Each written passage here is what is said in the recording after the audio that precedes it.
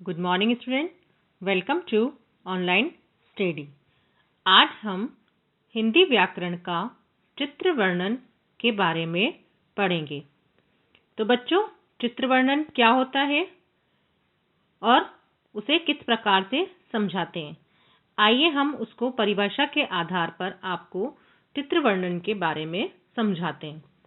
किसी चित्र में जो दिखाई देता है उसका वर्णन करना चित्र वर्णन कहलाता है।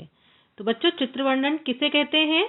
किसी भी चित्र में जो भी दिखाई देता है और उसका वर्णन करना ही चित्र वर्णन कहलाता है। तो बच्चों, आपको चित्र वर्णन की परिभाषा समझ में आई कि चित्र वर्णन की परिभाषा क्या होती है और उसे किस प्रकार से हम समझाते हैं। तो आइए हम आपको चित्र वर्णन के बारे में समझाने से पहले परिभाषा के बाद आइए उसमें कुछ ध्यान देने वाली बातें जो होती हैं वो आपको बताते हैं। तो चित्र वर्णन करते समय हमें किन किन बातों का ध्यान रखना चाहिए? कुछ बातें ध्यान में रखने वाली। पहली क्या है? भाषा सरल और स्पष्ट होनी चाहिए।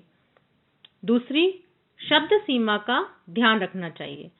तो बच्चों, भाषा सरल और स्पष्ट से हमारा क्या तात्पर्य है कि आप जो चित्र देखते हैं और उसके बारे में जो भी लिखते हैं उसकी भाषा सरल और साफ होनी चाहिए, स्पष्ट से साफ होनी चाहिए, तो वो समझ में आ जाए। और शब्द सीमा का ध्यान रखना चाहिए। तीसरा है, चित्र वर्णन करते समय आपके सभी वाक्य चित्र से संबंधित होने चाहिए। तो बच्चों, आप जब भी चित्र का वर्णन करते हैं तो वो किससे संबंधित होना चाहिए?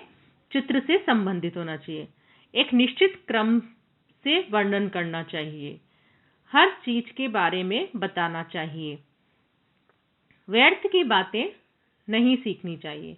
तो बच्चों, यहाँ पर चित्र वर्णन से तात्पर्य है कि चित्र वर्णन करते समय जो वाक्य होते हैं वो सभी चित्र से संबंधित होने चाहिए। चित्र के बाहर के कोई भी वाक्य हम नहीं लेंगे और वह वाक्य क्रम में होने चाहिए। ऐसा नहीं है कि हमने पहले चित्र के बारे में ही नहीं बताया कि ये चित्र किसका है और उसका वर्णन करना हमने शुरू कर दिया। सबसे पहले चित्र को देखकर उसके बारे में सबसे पहले ये बताना चाहिए कि ये चित्र किसका है। समझ में आए? हर चीज के बारे में हमें बताना चाहिए। अब हर चीज से संबंधित है कि जो भी चित्र में चीजें, जो मेन चीजें हैं वो दी गई हैं, उनके बारे में हमें बताना चाहिए। आइए हम आपको इस चित्र के आधार पर हम बताते हैं कि इसका वर्णन किस तरह से करना चाहिए। अब बच्चों, सबसे पहले देखो कि ये चित्र किसका है। ये चित्र एक बगीचे का है। एक पेड़ पर इसमें हमें क्या क्या चीजें दिखाई दे रही है? देखो, बंदर, चिड़िया, केले, तालाब। तो हम इसका वर्णन किस तरह से करेंगे? पहला वाक्य, पेड़ पर एक बंदर बैठा है।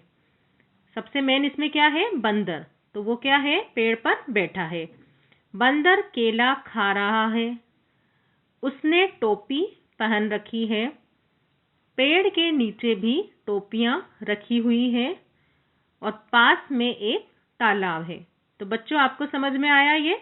अब इसी तरह है दूसरा ये चित्र दिया गया है जो कि हम इसका वर्णन किस तरह से करेंगे। अब ये देखिए, ये चित्र किसका है? यह चित्र बरसात का है। इस चित्र में बरसात हो रही है।